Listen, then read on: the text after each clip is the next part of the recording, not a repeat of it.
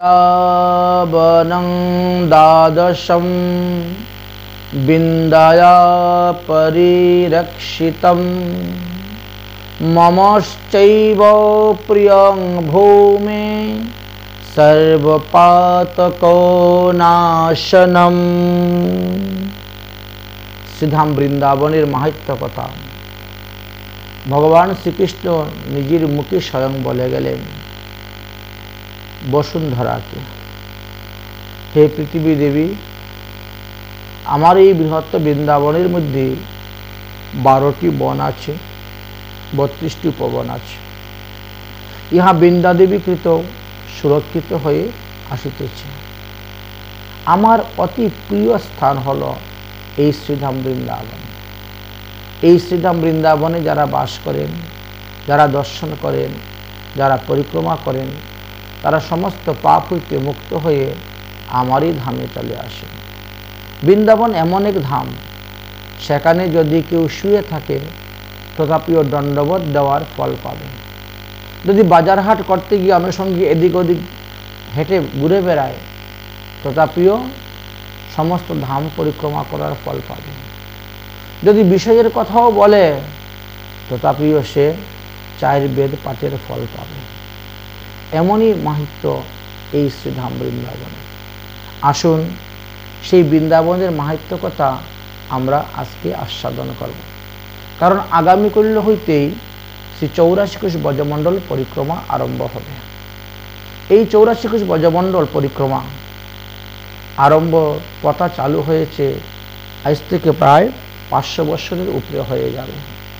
কলিযুগ পাবন অবতার শ্রী শ্রী গৌরাঙ্গ মহাপ্রভুর অন্তরঙ্গ প্রিয় পার্ষদ রূপ সনাতন গোস্বামীদেরকে শ্রীধাম বৃন্দাবনে পাঠিয়েছিলেন লুপ্ত তীর্থ উদ্ধার করে এবং লুপ্ত কুণ্ডগুলাকে উদ্ধার করার জন্য, ভগবত লীলাস্থানগুলো উদ্ধার করার জন্য। তাই তারা এক হাতে বরাহ পুরাণ আর এক হাতে ইঞ্চি টেপ নিয়ে বিভিন্ন স্থানে শাস্ত্র সিদ্ধান্ত অনুসারে সেই লুপ্ত তীর্থগুলাকে প্রকট করেছিলেন। তারপরে তিনি বৃন্দাবনের মদনমোহন প্রৌর দ্বাদশ আদিত্য টিলায় বসে ভজন করেছেন। একে একে মহাপ্রভুর পার্শ্বদগণ গিয়ে উপস্থিত হয়েছেন। তারপরে এই শ্রীকৃষ্ণের জন্মাষ্টমীর পর এই যে আমাদের একাদশী ব্রত গেল, সেই একাদশী ব্রতের পরেই দ্বাদশীতে পালন করেই 84 কোষ ব্রজমণ্ডল পরিক্রমা শুরু করে দিয়েছিলেন। একাদশী দিবসে তারা কী করেছিলেন? বৃন্দাবনের পঞ্চকোশী বৃন্দাবনটি পরিক্রমা করেছিলেন। দেখো, পরিক্রমার নিয়ম হয়েছে, যেই স্থান হইতে যাত্রা আরম্ভ করা হইবে তথায় আসিয়াই বিশ্রাম করলে যাত্রা সম্পন্ন হয়ে যাবে। তো আমাদের এই 84 কোশ ব্রজমণ্ডল পরিক্রমা অধিকাংশ সময় দেখা যায় মথুরা থেকে আরম্ভ হয়, মথুরার ভূতেশ্বর মহাদেব থেকে আরম্ভ হয়ে যায়। কারণ এই ভূতেশ্বর মহাদেব হলেন ক্ষেত্রপাল, তিনি 84 কোশ ব্রজমণ্ডলের রক্ষক বলিয়া। কিন্তু বৃন্দাবনে যারা আছেন তারা গোপেশ্বর মহাদেবের পূজা করিয়া সেখান থেকে পরিক্রমা আরম্ভ করেন। রাধাকুণ্ডে যারা আছেন তারা কুণ্ডেশ্বর মহাদেবের পূজা করিয়া সেখান থেকে আরম্ভ করবেন। গোবর্ধনে যারা আছেন তারা চাকলেশ্বর মহাদেবের পূজা করিয়া সেখান থেকে পরিক্রমা আরম্ভ করবেন। কাম্যবনে যারা আছেন কামেশ্বর মহাদেবের পূজা করিয়া সেখান থেকে তারা পরিক্রমা আরম্ভ করবেন। এমনকি নন্দগ্রামে যারা আছেন তারা নন্দীশ্বর মহাদেবকে পূজা করে সেখান থেকে পরিক্রমা আরম্ভ করেন। সে যাই হোক, যে যেখান থেকে পরিক্রমা আরম্ভ করবেন সেখানে এসে পুনরায় পৌঁছিলে পরেই আপনার পরিক্রমা পূর্ণ হয়ে যাবে। এই 84 কোশ ব্রজমণ্ডল হলো 252 কিলোমিটার নিয়ে। সুতরাং তার মধ্যে 364টা গ্রাম আছে। সবাই যে তাদের গ্রাম থেকে এসে আবার মথুরা থেকে পরিক্রমা আরম্ভ করবেন এটাও সবার দ্বারা সম্ভবপর হয় না। যার কারণে যে যেখানে আছেন সেখান থেকেই তারা পরিক্রমা শুরু করবেন। কেউ বা সীমা পরিক্রমা করেন, কেউ বা ভিতরে ভিতরে ভগবত লীলাস্থান মন্দিরগুলো দর্শন করে করে পরিক্রমা করেন। কেউ বা 364 দিন সে এক এক দিন এক এক বৃক্ষতলে বাস, এক এক দিন এক এক গ্রামেতে বাস করে করে তারা পরিক্রমা করে থাকেন। কেউ বা সৌপার্জিত অর্থের দ্বারা তিনি অন্নাদি ভোজন করে জীবন নির্বাহ করেন। আর যারা নিষ্কিঞ্চন বৈষ্ণব তারা ব্রজবাসীর ঘরে মাধুকরী করে তারা ভোজন করেন আর পরিক্রমা করে থাকেন। তাহলে পরিক্রমার নিয়ম হয়েছে যেই স্থান হইতে যাত্রা শুরু করা হবে সেই স্থানে এসে পূর্ণ হলেই যাত্রা হয়ে গেল। সেই স্থানে যে মহাদেবের মন্দির আছে সেই মহাদেবের মন্দিরেতেই পূজা করে প্রণাম করে আরম্ভ করবে। কেন? যে বৈষ্ণবানাম যথাসম্ভব, মহাদেব একজন পরম বৈষ্ণব, তাই যাত্রা করিবার পূর্বে বৈষ্ণবের সেবা, বৈষ্ণবের পূজা, বৈষ্ণবকে প্রণাম, বৈষ্ণবের স্তুতি, বৈষ্ণবকে পরিক্রমা করে যাত্রা করলে এতে মঙ্গল হয়ে থাকে। তাহলে দেখা গেল যে গ্রামেই আছেন প্রত্যেক গ্রামেরই একটা না একটা শিব মন্দির থাকেই। আচ্ছা, প্রদক্ষিণ যখন আপনারা করবেন 84 কোষ ব্রজমণ্ডল পরিক্রমা করেন আর বৃন্দাবনের পঞ্চকোশী পরিক্রমা করেন অথবা গিরিরাজ গোবর্ধনের 21 কিলোমিটারই পরিক্রমা করেন, প্রদক্ষিণকালে পথস্থিত বৃক্ষ, গুল্মলতা, গু ব্রাহ্মণ এবং ভগবত লীলাস্থানগুলা যথাবিধি সম্মানপূর্বক দণ্ডবোধ করবেন, প্রণাম করবেন, দর্শন করবেন, পূজা করবেন। কোনো বৃক্ষলতার ডাল ভাঙবেন না, পাতা ছিঁড়বেন না, কোনো ব্রাহ্মণ বৈষ্ণবদেরকে দুঃখ দিবেন না, কুকথা বলবেন না। ভাগবত লীলাস্থানগুলা যেভাবে শাস্ত্রে বর্ণনা আছে সেই দিব্যদৃষ্টি দ্বারা তার দর্শন করে তার মাহাত্ম্য শ্রবণ করতে হবে। এইখানে এটাকেই যথাবিধি সম্মানপূর্বক পূজা করার কথা বলা হয়েছে।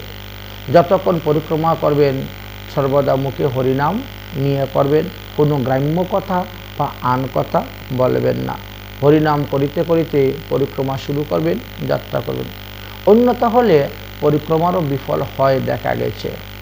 এই জন্যই যাতে পরিক্রমাটা বিফল না হয় সেই জন্য এই অনুসারেই করতে হয়। এই যে 84 কোষ বৃন্দাবন বা 84 কোষ ব্রজমণ্ডল বলা হয়, এটা একটা চিন্তামণি ধাম। একে সাধারণ মানুষ চর্মচক্ষু দ্বারা দেখতে পারবে না, বুঝতে পারবে না। একে দিব্যচক্ষু দ্বারা দেখার প্রয়োজন হয়। তো ভগবান যাকে কৃপা করে দেখান সেই তো দেখতে পারে, অন্যের দ্বারা সম্ভব হয় না। শাস্ত্রে বলছেন চিন্তামণি ভূমিকল্প বৃক্ষময় বন, চর্মচক্ষে দেখে তারে প্রপঞ্চের সম। প্রপঞ্চ বলতে প্রাকৃতিক জগতের আমরা যেমন বাড়ি গাড়ি, মানুষ, নরনারী, গাছপালা, পশু পাখি, কীটপতঙ্গ, দালানকোটা, ব্যবসা বাণিজ্য, চাকরি বাকরি সব কিছু করতেছে লোকে, সেইভাবে সেখানে গেলেও দেখবেন সব কিছু করতেছে। এই দৃশ্যটাকে প্রপঞ্চ সম বলা হয়েছে চর্মচক্ষুতে দেখে। তাহলে কি চক্ষুতে আপনি দেখবেন? বলছেন প্রেমনেত্রে দেখে তার স্বরূপ প্রকাশ, গোপ গোপীগণ সঙ্গে যাহা কৃষ্ণের বিলাস। তাহলে দেখতে হবে প্রেমনেত্রের দ্বারা। শ্রীধাম বৃন্দাবন যারা দর্শন করতে যাবেন, কেউ বা 1 বছরে 84 কোষ পরিক্রমা করেন, কেউ বা 40 দিন 42 দিনে পরিক্রমা করেন, 45 দিনে, কেউ বা 1 মাস বা 28 দিনও পরিক্রমা করেন, কেউ বা আবার 7 দিনেও পরিক্রমা করে থাকেন।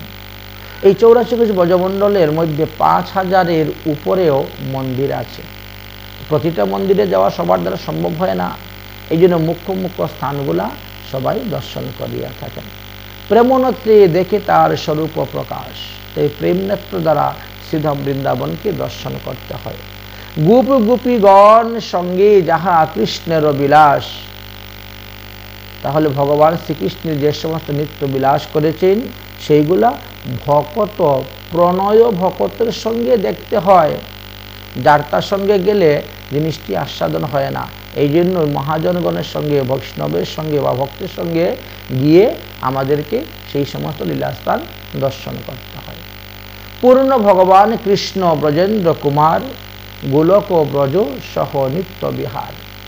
ভগবান অনাদির আদি শ্রী গোবিন্দ যেমন নিত্য গোলকধামে বিরাজ করতেছেন, তেমন আবার ভূলোকে গোকুলেও তিনি বিরাজ করিতেছেন নিত্য। সুতরাং তারই লীলা কোনো কোনো ভাগ্যবাণী দেখিবারে পায়। দাস্য শৈক্য পিতা মাতা কান্তা গণ লইয়া ব্রজে ক্রিয়া করে কৃষ্ণ প্রেমাবিষ্ট হইয়া। তাহলে ভগবান শ্রীকৃষ্ণের ভজন করতেছে এরকম 4 রসের লোক শ্রীধাম বৃন্দাবনে ছিলেন। শান্ত, দাস্য, বাৎসল্য, মধুর। এই 4 রসের ভক্তগণ সেখানে তারা ভজন করেছেন।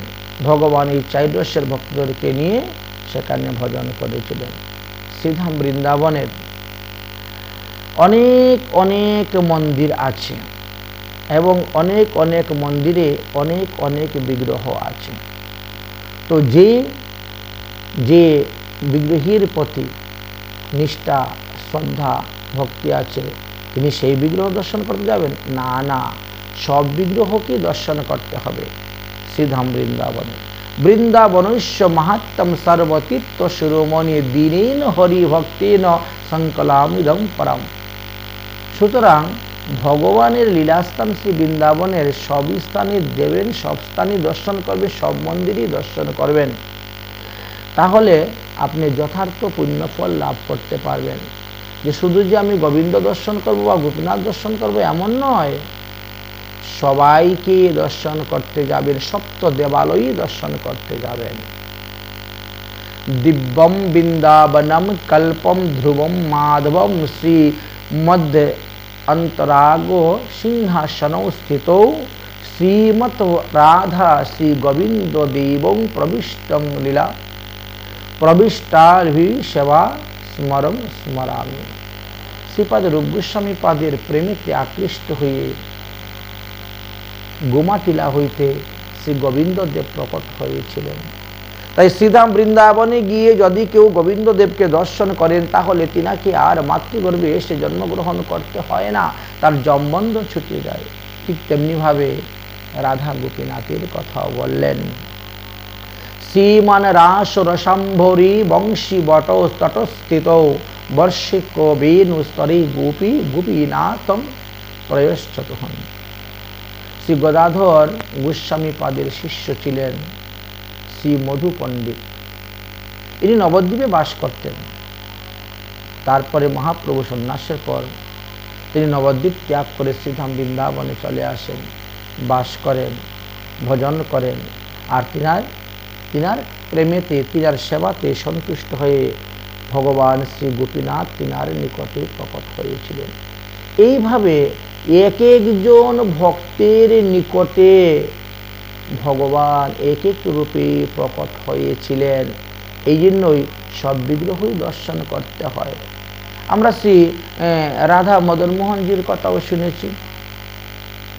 জয়াতং সুরতিং পঙ্গম নবমন্দম গতি গতি মৎসৌ সর্বং পদম ভুজং রাধা মদন মোহনী। শ্রীপাদ সনাতন গোস্বামীর ভক্তিতে প্রসন্ন হয়ে দ্বাদশ আদিত্য টিলাতে শ্রী মদন মোহন প্রকট হয়েছিলেন।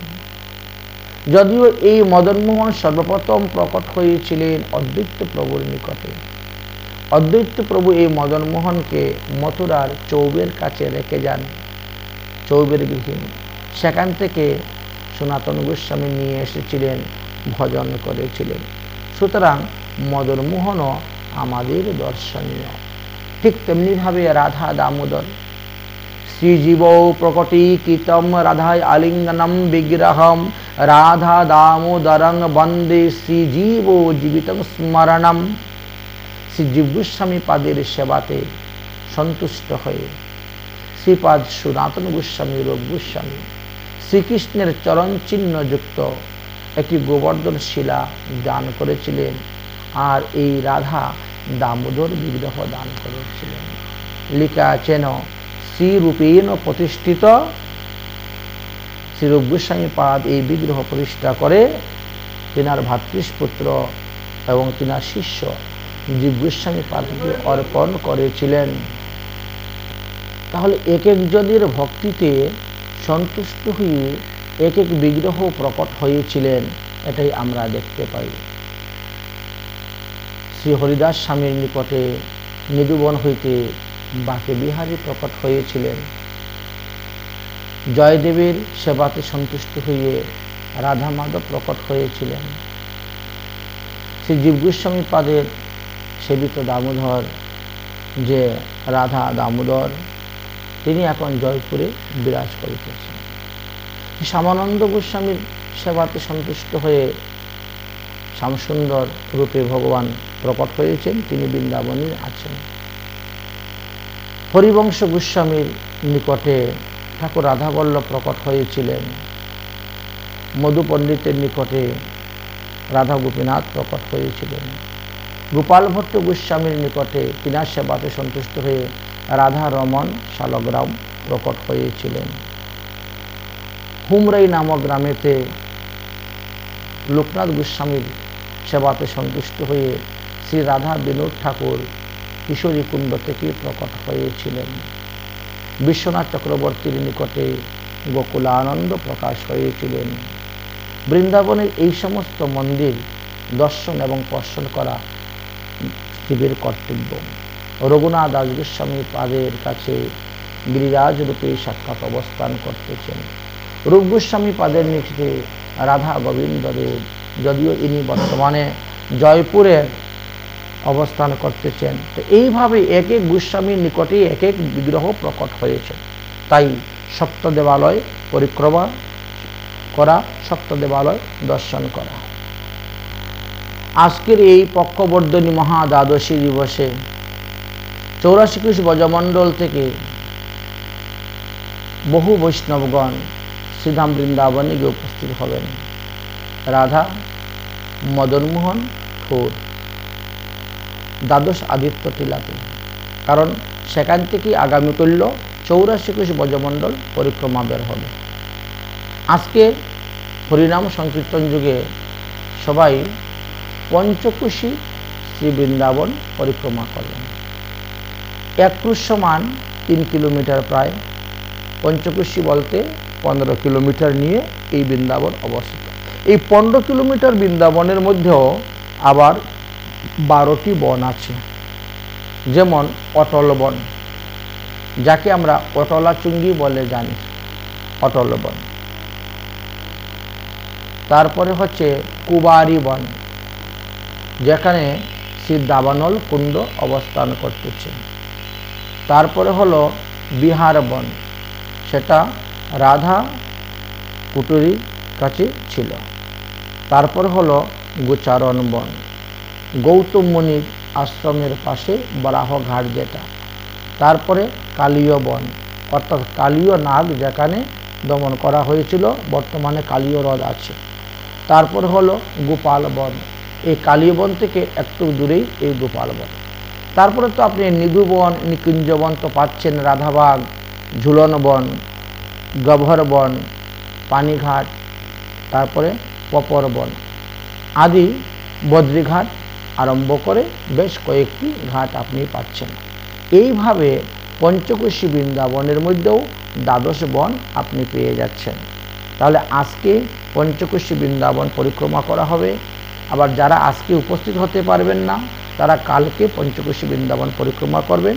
আর ঠিক বিকাল 4টার সময় তারা বৃন্দাবন থেকে পরিক্রমা আরম্ভ করে মথুরার পাগলা বাবার আশ্রম থেকে একটু দূরেই এখানে ব্রহ্মরথ আছে, যে ব্রহ্মরথকে আমরা অক্কুর ঘাট নামে জানি। সেই অক্কুর ঘাট দর্শন করে তারপরে সবাই ভূতেশ্বর মহাদেবের কাছে আসবেন এবং ভূতেশ্বর মহাদেবকে দর্শন করে সেখানে তারা আগামীকাল রাত্রে অবস্থান করবেন। তারপরে পরশুদিন ভূতেশ্বর মহাদেব থেকে যাত্রা শুরু করবেন, আর শুরু করে মধুবন, তালবন, কুদরবন হয়ে এইভাবে দ্বাদশ বন অর্থাৎ সম্পূর্ণ 84 কোশ ব্রজমণ্ডল পরিক্রমা করে আবার এসে মথুরায় ভূতেশ্বর মহাদেবের এখানে এই পরিক্রমাটা পূর্ণ হয়।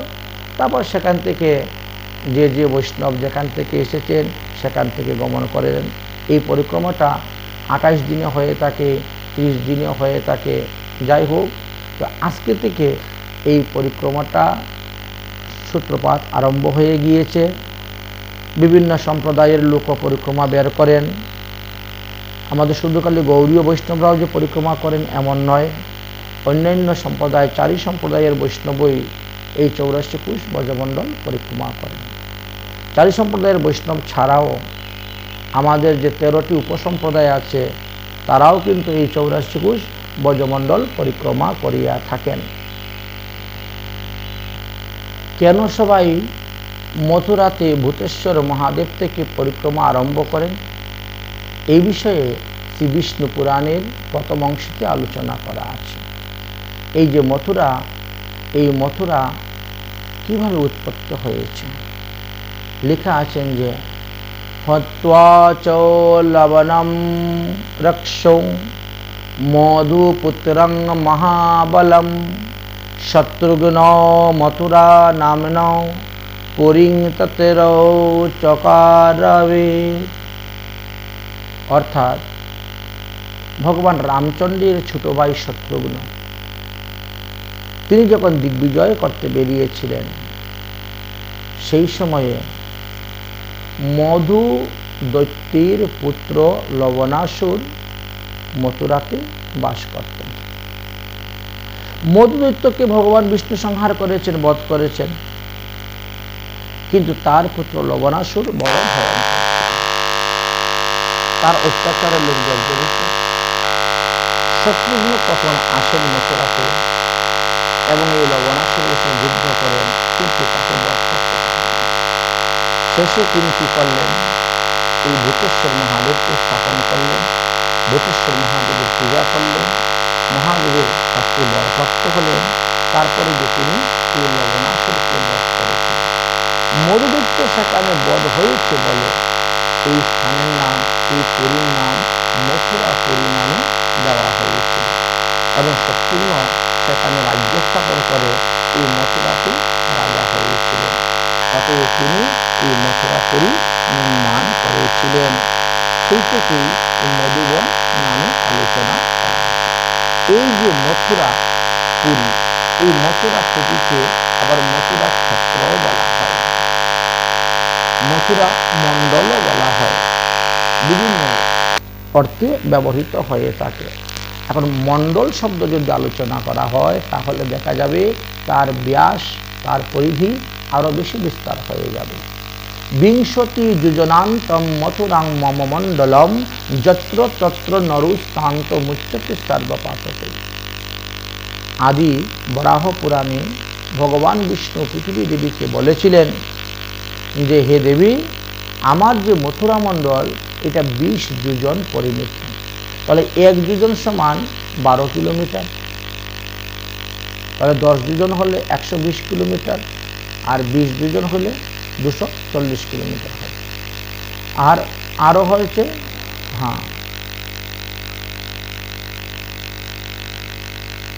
এইভাবে হিসাব করে দেখা যাচ্ছে যে 252 কিলোমিটার নিয়ে এই মথুরা মণ্ডল বিরাজ করিতেছে।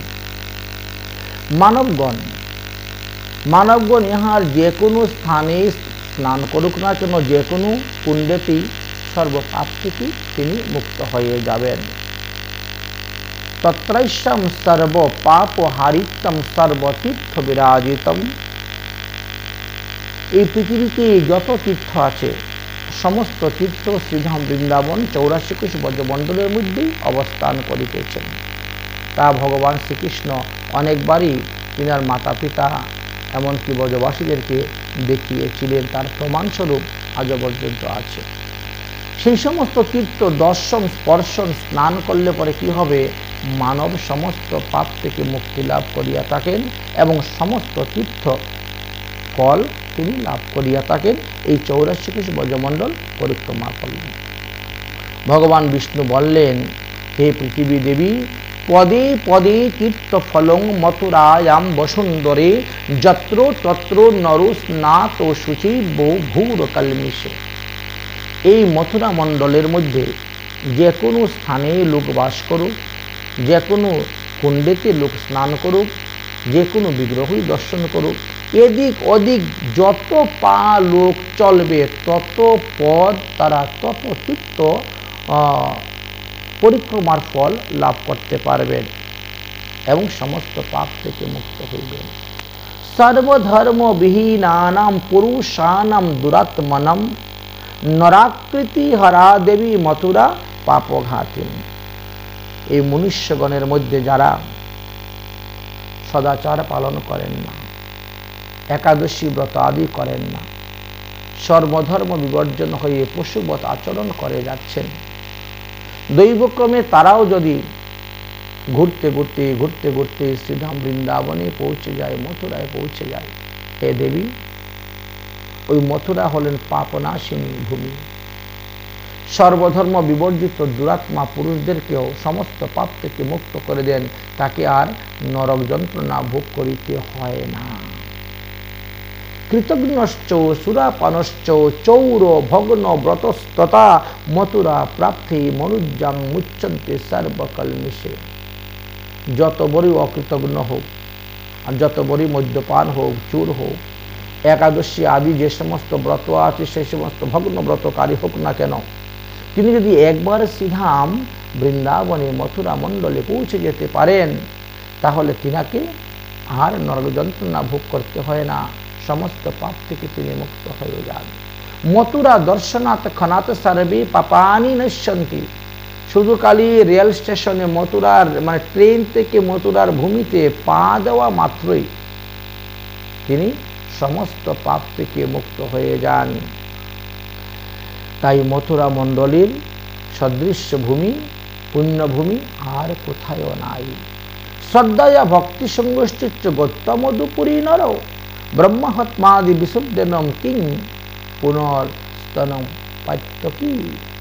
যারা শ্রদ্ধার সহিত, ভক্তির সহিত, প্রেমের সহিত শ্রী বৃন্দাবন ধাম দর্শন করতে যায়, মথুরা মণ্ডলে বাস করতে যান, সে যত বড়ই ব্রহ্মঘাতী হোক, সে যত বড়ই মহাপাতকী হোক না কেন, সেই তীর্থ তাকে শুদ্ধ করে দেয়, পবিত্র করে দেয়, সেই পাতকের সমস্ত পাপকে নাশ করে দেয়।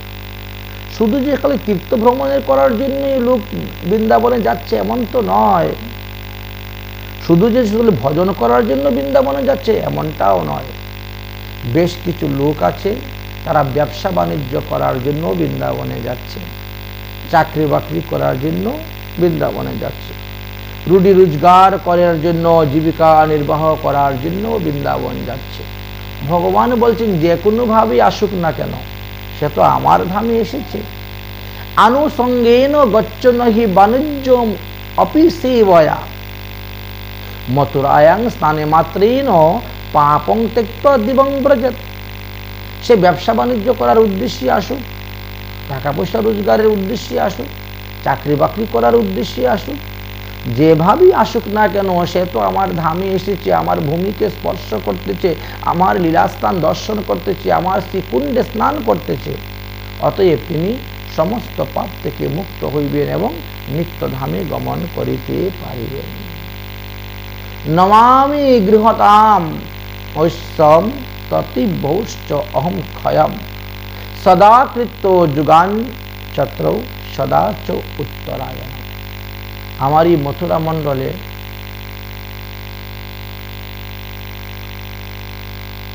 সর্বদা সত্যযুগ বর্তমান, সর্বদা উত্তরায়ণ বর্তমান।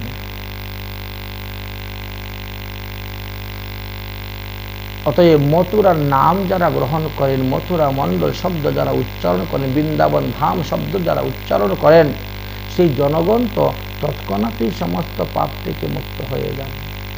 কারণ এই বৃন্দাবন ধাম হলো চিন্ময় ধাম, যাহা চিন্তা করে কেউ খুঁজে পাবে না।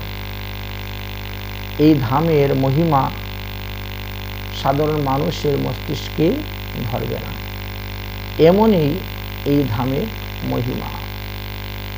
শত শত অশ্বমেধ যজ্ঞ করলে মানুষ যে পুণ্যফল লাভ করতে পারে, হাজারো হাজার বাজপেয় যজ্ঞ করে মানুষ যে পুণ্যফল লাভ করতে পারে, 3 রাত্রি মাত্র মথুরা মণ্ডলে শয়ন করলে, বাস করলে সেই রাত্রি সেই ফল লাভ করতে পারে।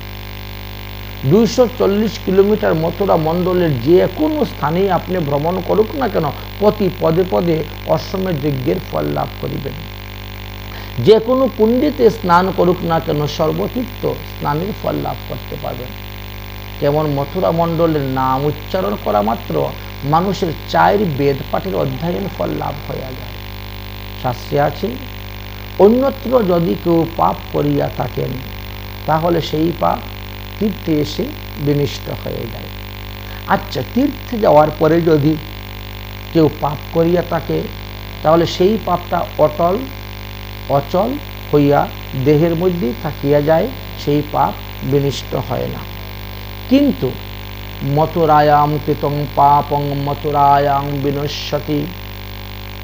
অন্যান্য তীর্থ কিন্তু তীর্থেতে পাপ করলে সেই পাপকে খণ্ডন করেন না, কিন্তু মথুরা ধাম এমন এক তীর্থ, মথুরাতে এসে মানুষ যত পাপ করবে মথুরা ধামই তার পাপকে বিনাশ করে দিবে।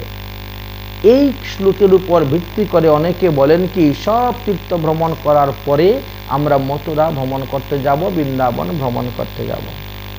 কিন্তু এটা ওদের সুসিদ্ধান্ত নাই, কারণ নিঃশ্বাসের তো বিশ্বাস নাই।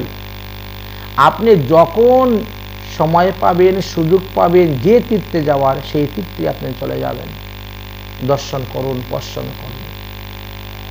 যে সবার শেষে বৃন্দাবন যাবেন এরকমভাবে কোনো সিদ্ধান্তের কথা বলেন না। এটা এই শ্লোকের উপর ভিত্তি করে অনেকে অনুমান করে বলতেছেন। জ্ঞানত অঞ্জনান্ত তুম বাপি সাথে পাপং সমুপাসিতম। মথুরা তীর্থে পাপ করিলে সেই পাপ মথুরাতে বিনিষ্ট হয়। তিনি জ্ঞানবশতই করুক আর অজ্ঞানবশতই করুক, সেই সমস্ত পাপের ফল তাকে ভোগ করতে হয় না। ভগবান বিষ্ণু আরও বললেন যে, হে দেবী বসুন্ধী, তুমি তো আমার ভক্ত এবং তুমি আমার শিষ্য, কাজেই এই তত্ত্বটা এই জন্য আমি তোমাকে বললাম। পূর্বে আমি এই বৃন্দাবনের মাহাত্ম্য কথা ব্রহ্মাকে বলেছিলাম, মহাদেবকে বলেছিলাম, কিন্তু কালক্রমে সেইগুলা লুপ্ত হয়ে গিয়েছে। তাই আর তাদেরকে বলেছিলাম, তারাও অনেকটা সেগুলা গোপন করে রেখে দিয়েছেন। এইবার আমি তোমার নিকটে বলতেছি, তুমি এই লীলা কথা পৃথিবীতে প্রচার করবে। সপ্তপুরীর মধ্যে মথুরাপুরী হলো বিশেষ মাহাত্ম্য। স্কন্দ পুরাণে মথুরা খণ্ডেতে নারদ বাক্যতে জানা যায় যে সপ্ত মুক্তিদায়িনী পুরীর মধ্যে মথুরাপুরী শ্রেষ্ঠ। ৩০০ বর্ষ সহস্রাণি ৩০০ বর্ষ শতানি চ যৎ ফলং লভতে বর্ষে তৎফলং মথুরা স্মরণম। কি বললেন? ৩৩,০০০ বৎসর ভারতবর্ষের বিভিন্ন পুণ্যস্থানে ভ্রমণ করে, স্নান করে, দান করে, পুজো করে, স্মরণ করে, আপনি যে পুণ্যফল লাভ করতে পারবেন না, মথুরা মণ্ডলে ৩ রাত্রি বাস করলে সেই পুণ্যফল লাভ করতে পারবেন।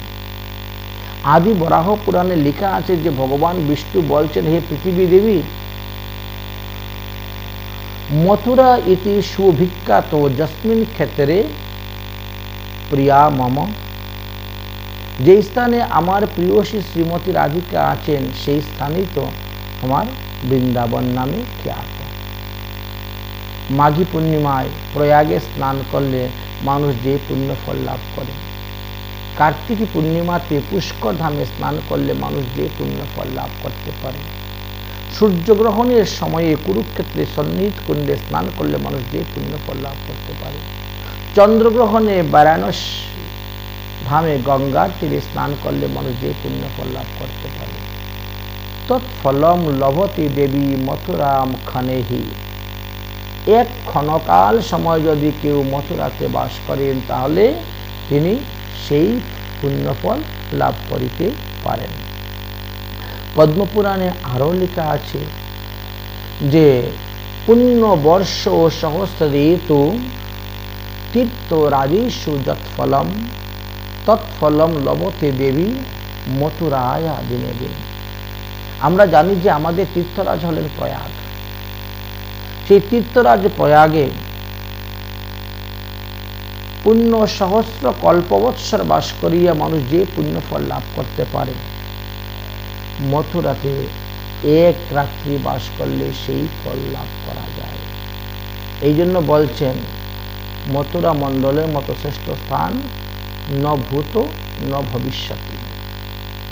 যদি কেউ গোদাবরীর তীরে 12 মাস বাস করেন, স্নান করেন, ধ্যান করেন, সাধনা করেন, যদি কেউ কুরুক্ষেত্রে গিয়ে ভূমি দান করেন, যদি কেউ গয়াক্ষেত্রে গিয়ে 6 মাস সাধন করেন, তথাপিও মথুরা মণ্ডলের একদিনের সাধন ভজনের সমান তুল্য হবে না। ন দ্বারকা ন কাশী কাঞ্চি ন মায়া গদাভৃত্ত जस्य समं न तीर्थम संतम पृथां यदि যমুনা जले वांछितेन पितरो पिंडी दानम स्थले। বললেন মথুরার মাহাত্ম্য কথা আলোচনা করতে গিয়ে দ্বারকাই বলেন, কাশী বলেন, কাঞ্চি বলেন, মায়াপুর বলেন, গয়া বলেন, ইহারা কেউই মথুরার সমান পুণ্যদান করতে সক্ষম নহে। যে স্থানে যমুনার জলের দ্বারা পিতৃগণের উদ্দেশ্যে তর্পণ করিলে তাদের পিতৃগণকে আর নরক যন্ত্রণা ভোগ করতে হয় না। যেই ধামে পিণ্ডিদান করিলে আর তাদেরকে পুনরায় পিণ্ডিদান করতে হয় না, এমন ধাম হলো এই শ্রীধাম বৃন্দাবন।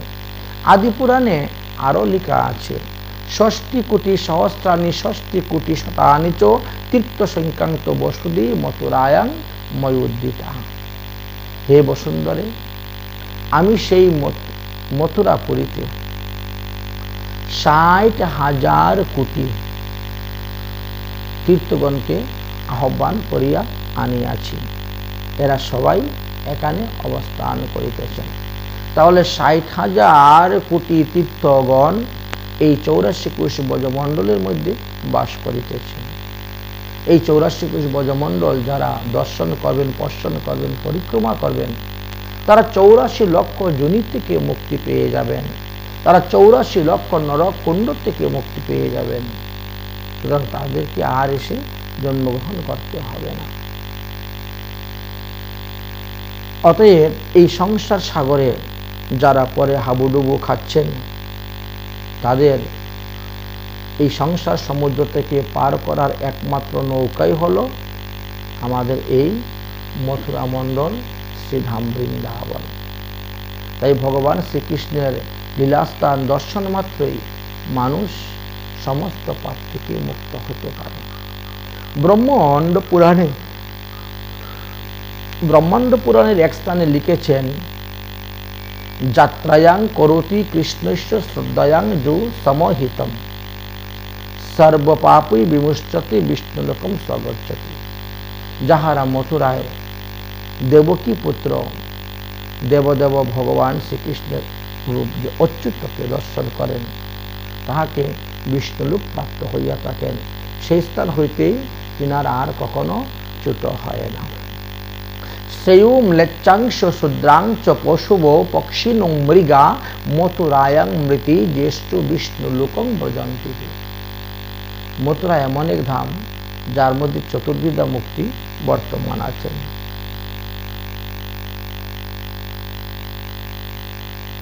স্ত্রীলোক হোক আর পুরুষ লোক হোক, ব্রাহ্মণ হোক আর চণ্ডাল হোক, সদাচারবিহীন মনুষ্য যারা শূদ্রগণ, পশু পাখি যে কোনো জীবকে তারা হত্যা করে,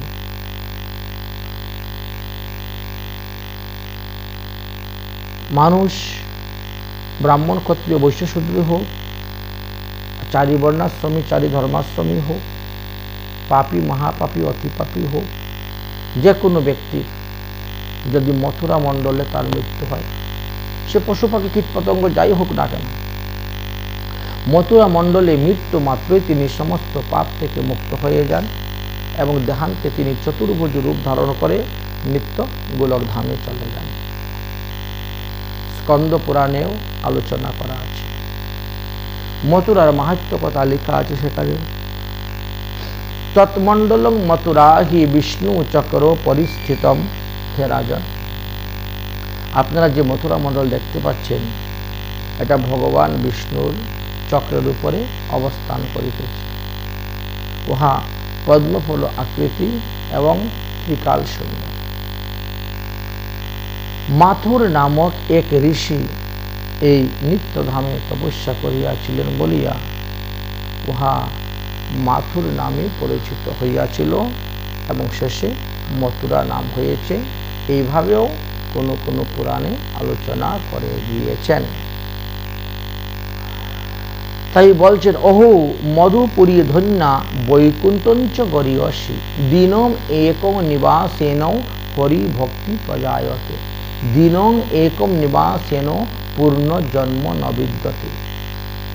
অহো মধুপুরী ধন্য, কেন ধন্য? বলে ইহা বৈকুণ্ঠ হইতেও শ্রেষ্ঠ। এই পুরীতে একদিন মাত্র বাস করিলে মানুষের হৃদয়ে পরিভক্তি উদয় হইয়া থাকে। তৎফলে জীব আর পুনর্জন্ম গ্রহণ করিতে হয় না। তাই মথুরা মণ্ডলে বাস করার এমন মহিমার কথাই বর্ণন করলেন। কিন্তু সকলের দ্বারা তোর মথুরা মণ্ডলে বাস করা যায় না। ভগবানের কৃপা না থাকলে, রাধারানীর কৃপা না থাকলে মথুরাতে বাস করবেন কেমন করে? শ্রী বিষ্ণু কৃপায়া ন্যূনম তত্র বাসম ভবিষ্যতি, বিনা বিষ্ণু প্রসাদেনম ক্ষণম একম ন তিষ্ঠতি। আদি বরাহ পুরাণে লেখা আছে যে ভগবান শ্রীকৃষ্ণের কৃপা ব্যতীত, রাধারানীর কৃপা ব্যতীত কোনো জীব মথুরা মণ্ডলী শ্রীধাম বৃন্দাবনী কখনো বাস করতে পারে না।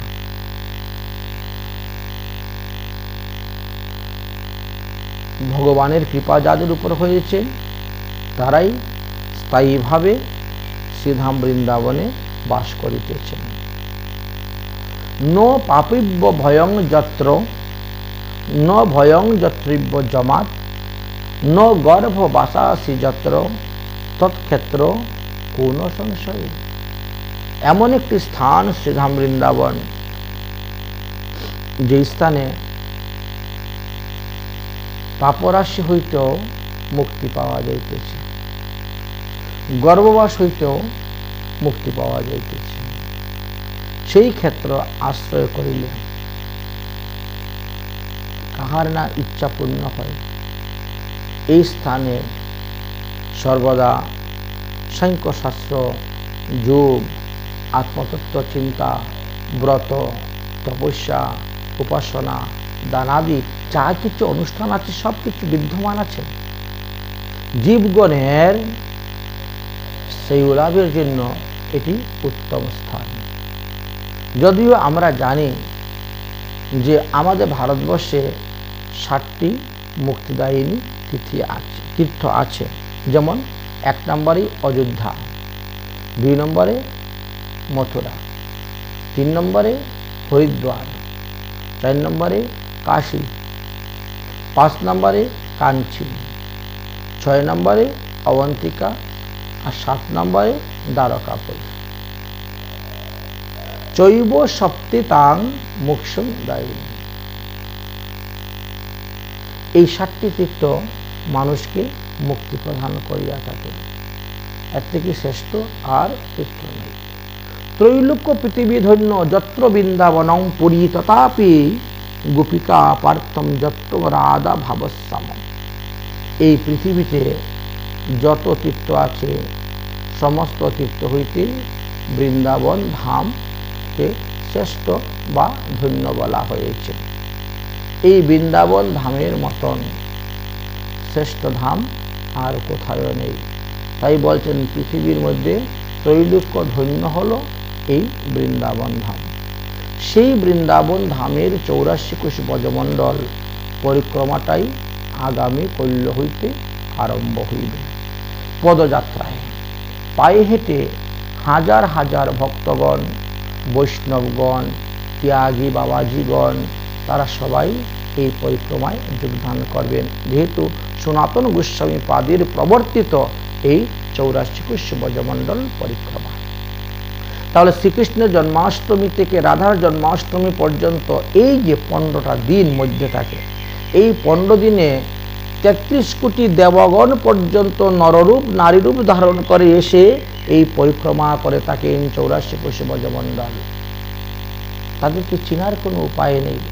তাই এই সময়ে যারা পরিক্রমা করবেন, দর্শন করবেন, স্পর্শন করবেন, তারা তো সমস্ত দেবদেবীগণের সঙ্গে দর্শন, স্পর্শন এবং তাদের চরণধূলি প্রাপ্ত হতে পারবেন। এই জন্য এই পদবোধ যাত্রার ব্যবস্থা করেছে। এই 84 কোশ ব্রজমণ্ডল পরিক্রমা আরম্ভ করিবার নিয়ম হল, প্রথমং মধুবনং প্রুত্তম দ্বাদশং বৃন্দিকানম এতানি ইয়ে প্রপুষ্যন্তি নতে নরো ভুঙ্ক্তি নঃ প্রথমেই আমাদেরকে মধুবন থেকে যেতে হবে। তাহলে শ্রীকৃষ্ণের জন্মভূমি থেকে মথুরার একটু দূরে হলেন ভূতেশ্বর মহাদেব, আর ভূতেশ্বর মহাদেব থেকে মধুবনের রাস্তা ধরা হবে। মধুবনের রাস্তা ধরে আমরা ধ্রুবটিলাতে গিয়ে উপস্থিত হই। যে ধ্রুবটিলাতে ধ্রুব 6 মাস ভজন করে ভগবানকে লাভ করেছিলেন, সেখানে একটি কৃষ্ণকুণ্ডও আছে, যেখানে ভগবান খেলাধুলা করেছেন, গোচারণ করেছেন, গাভীগণকে জলপান করিয়েছিলেন। সেই স্থানে মহাপ্রভু চরণ চিহ্নও দেখবেন, মহাপ্রভু নৃত্য করেছিলেন, তার চিহ্ন আছে। যাই হোক, সেই মধুবন হইতে ক্রমান্বয়ে এই পরিক্রমাটা আরম্ভ হয়ে একের পর এক ভ্রমণ করতে করতে এই 12 বন পরিক্রমা করা হয়ে থাকে। বৃন্দাবন পর্যন্ত বনসমূহ দর্শন করা হয়। তাহলে আমরা প্রতিবারই বলি যে বৃন্দাবনে কি আছে, 12টি মহাবন আছে আর 32টি উপবন আছে। এই 12টি বন যারা দর্শন করবেন, স্পর্শন করবেন, বাস করবেন, তাদেরকে আর কখনো নরক যন্ত্রণা ভোগ করতে হবে না, এমনকি মাতৃগর্ভে তাদেরকে এসে জন্মগ্রহণ করতে হবে না। যথাক্রমেণ जो যাত্রা বনানাম দ্বাদশমস্তু করিষ্যন্তি বরাহেন যত্তিন্তি ব্রহ্মমালয়ম। যে সকল মনুষ্যগণ শাস্ত্রবিধি অনুসারে যথাক্রমে একের পর এক বন ভ্রমণ করতে করতে 12 বনে যাত্রা করিবেন, তাহারা ব্রহ্মলোকে গমন করিতে পারিবেন, এতে সন্দেহ নাই। ভক্তিদেবী বলিলেন, দেখো আমি তো দ্রাবিড় দেশে উৎপন্ন হয়েছিলাম, কর্ণাটকে আমি বড় হয়েছিলাম, মহারাষ্ট্রের কোথায় কোথায় আমি বহু সম্মান পেয়েছিলাম, কিন্তু গুজরাটে যখন গিয়েছিলাম তখন পাষণ্ডীগণ আমার সর্বাঙ্গ ভেঙ্গে গুরু করে দিয়েছিল। আমি তখন দুর্বল হয়ে পড়েছিলাম, নিস্তেজ হয়ে পড়েছিলাম। তখন আমার পুত্রগণ আমাকে কাঁধে করে এই শ্রীধাম বৃন্দাবনে নিয়ে এসেছিল। আর বৃন্দাবনে আসার পরে আমি দেখো তরুণীতা প্রাপ্ত হয়েছিলাম। আমার এই 2 পুত্র জ্ঞান বৈরাগ্য, যদিও তারা বৃদ্ধ বা ঘুমে অচেতন হয়ে গেছিল, কিন্তু আমি কিন্তু নবীনতা প্রাপ্ত হয়েছিলাম।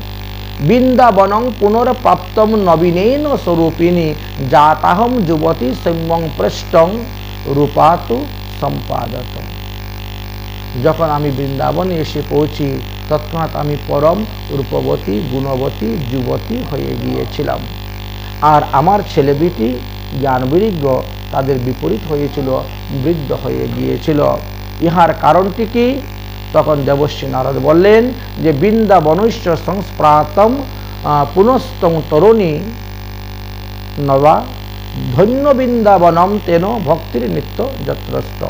এই শ্রীধাম বৃন্দাবন ধামে ভক্তিদেবী নিত্যতা বিরাজ করেন এবং তিনি এই কারণে ভক্তি অবস্থান করেছেন।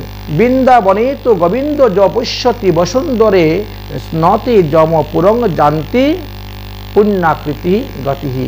এই শ্রীধাম বৃন্দাবনে যারা প্রবেশ করেন তাদেরকে আর পুনরায় মাতৃগর্ভে যেতে হয় না, জন্মগ্রহণ করতে হয় না। শ্রীকৃষ্ণস্য প্রণামামি পুনরন্ন ভবায়। শ্রীধাম বৃন্দাবনে প্রবেশ করিয়া যারা ভগবান শ্রীকৃষ্ণের মূর্তি দর্শন করে প্রণাম করেন তাদেরকে আর মাতৃগর্ভে এসে জন্মগ্রহণ করতে হয় না। যস্তুত কুরুতে স্নানাং মধুমাসি নৈপতম স পশ্যন্তি হরিং তত লক্ষ্মী সহ বিশালতে। পরবর্তী বিষয়গুলা আমরা পরবর্তী শ্লোকে আপডেট দেব। আজকের মতন বৃন্দাবন মাহাত্ম্য কথা এখানেই বিশ্রাম। জয় জয় শ্রী রাধেশ্যাম নিতাই গৌর হরি।